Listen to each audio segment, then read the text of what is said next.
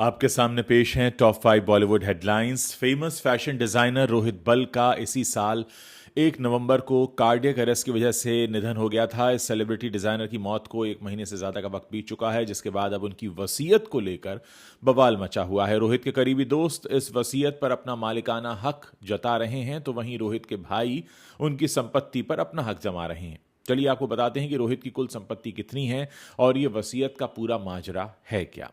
दरअसल ये मामला 2 वसीयत का कहा जा रहा है। रोहित के करीबी दोस्त ललित तेहलान का कहना है उनके पास रोहित की विल है, तो वहीं दूसरी तरफ रोहित के भाई राजीव का कहना है कि न तो उन्हें और ना ही उनके परिवार को ललित तेहलान की वसीयत के बारे में कोई भी जानकारी है। मीडिया रिपोर्ट्स की माने तो ललित तेहलान का कहना है कि रोहित बल डिजाइन प्राइवेट लिमिटेड का 99% हिस्सा था, जिसमें से 1% हिस्सा बिल्ला यानी उनके भाई राजीव बल का था। इसके साथ ही रोहित की संपत्ति को लेकर तेहलान ने एक और दावा किया है। ललित तेहलान का कहना है कि ज्यादातर प्रॉपर्टीज कंपनी के अंतर्गत आती हैं, जिसके लिए 2 निदेशकों की जरूरत है। चल और अचल संपत्ति के साथ एक बड़ा हिस्सा उनके पास आएगा, जिसमें उनका निजी घर, व्यक्तिगत बैंक खाता और उनके फिक्स डिपॉजिट हैं। मॉडल और अलेक्जेंडर जीन्स के फाउंडर ललित ने कहा कि डिजाइनर अपना खाना बनाने वाले कुक और ड्राइवर को भी अच्छा अमाउंट पे किया करते थे। अब तेहलान के दावे पर क्या कह रहे हैं रोहित बल के भाई, वो आपको बताते हैं। तेहलान जहां रोहित की संपत्ति पर अपना दावा कर रहे हैं, तो वहीं रोहित के भाई राजीव से जब वसीयत के बारे में पूछा गया तो उन्होंने कहा कि हमारे पास रोहित की वसीयत है। जब तक हम लोग ललित की वसीयत नहीं देख लेते जिसका वो दावा कर रहा है, तब तक हम कुछ भी नहीं कह सकते। सवाल यह है कि ये ललित तेहलान हैं कौन। तो न्यूज़ डेली को दिए एक इंटरव्यू में रोहित बल ने अपने इंटरव्यू में बताया था कि वो गे हैं और वो अपने करीबी दोस्त ललित तेहलान को डेट कर रहे थे। एक इंटरव्यू में तो रोहित ने यह भी कहा था कि वो ललित से बहुत प्यार करते हैं, हालांकि दोनों का फिर बाद में ब्रेकअप हो गया था।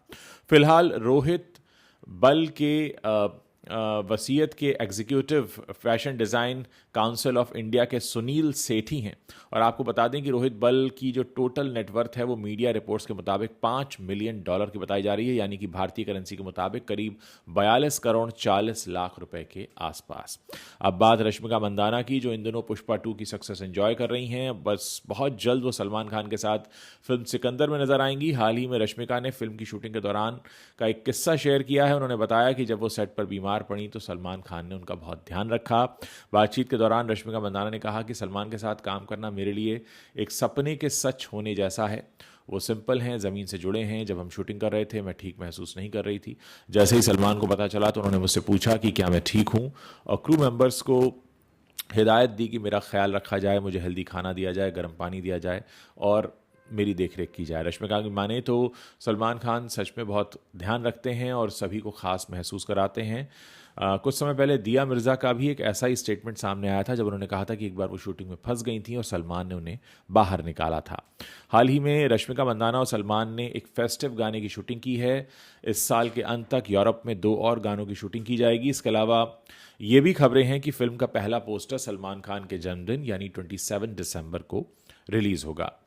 पिछले दिनों खबरें ये आई थी कि south Indian actress Sai Pallavi ने फिल्म रामायण के लिए मांसाहार करना छोड़ दिया, यानी मांस नहीं खा रही हैं। इस बीच साई पल्लवी ने इन खबरों पर अपना रिएक्शन दिया है और उन्हें खारिज किया है और ये कहा है कि ऐसी अफवाहें फैलाने वालों के खिलाफ वो कानूनी कार्रवाई कर सकती हैं।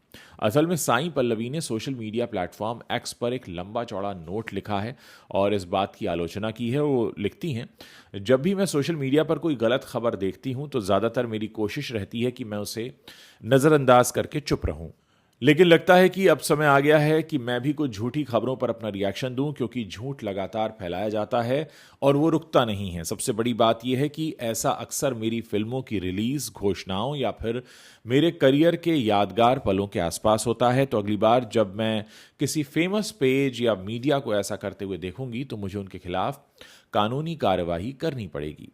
दरअसल एक तमिल अखबार है, उसने ये कहा था कि साई पल्लवी फिल्म रामायण में माता सीता का किरदार निभा रही हैं और इसी वजह से उन्होंने मांसाहार करना छोड़ दिया है। इसके अलावा यह भी दावा किया गया था कि जब भी साई पल्लवी यात्रा करती हैं तो वो केवल शाकाहारी भोजन ही पसंद करती हैं, लेकिन साई पल्लवी का कहना है कि असल में मैं हमेशा से ही शाकाहारी हूं। एक इंटरव्यू में साई पल्लवी ने कहा था कि वो हमेशा के लिए शाकाहारी हैं। उनसे यह सहन नहीं होता कि जब किसी जानवर की मौत होती है और वो किसी को भी तकलीफ नहीं दे सकती और ना ही सोच सकती हैं कि ये ठीक होगा। उधर कुशा कपिला के बारे में खबर ये आ रही है कि उन्होंने अपने पति जोरावर आहलूवालिया से 2023 में तलाक लिया था। उसके बाद सोशल मीडिया पर उनको काफ़ी क्रिटिसाइज़ किया गया। अब हाल ही में कुशा की मां रीता कपिला ने एक इंटरव्यू में अपनी बेटी के तलाक के बारे में बात की है। उन्होंने कहा कि पहले लोग ताने देते थे, जिस कारण घर से निकलने में डर लगता था।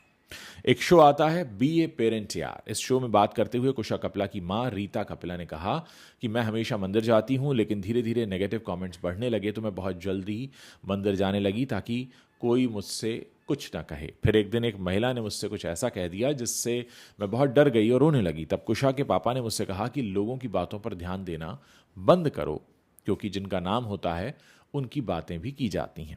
कुशा की मां ने इस शो में आगे कहा कि फिर मैं मंदिर गई तो उस महिला ने मुझसे माफ़ी मांगी। मैंने भी कहा कोई बात नहीं, हाँ शुरुआत में डर लगता था लेकिन धीरे धीरे सब कुछ ठीक हो गया।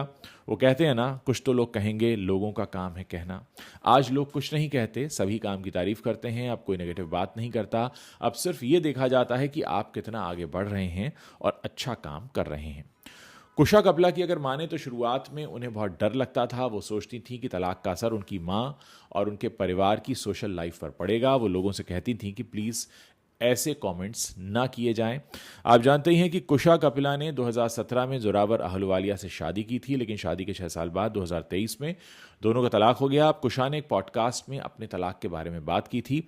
असल में पूरा मामला कुछ इस तरह था कि एक मीडिया कंपनी को इसके बारे में पता चल गया था और वो कुशा कपिला के पास पहुंच गए थे। उन्होंने कहा था कि आप 2 दिन के अंदर खुद डिक्लेयर कर दीजिए, नहीं तो हम इसके बारे में खबरें छाप देंगे। तो उसके बाद इसको पूरा साफ किया गया था। उधर टाइगर श्रॉफ की मोस्ट अवेटेड फिल्म है बागी 4।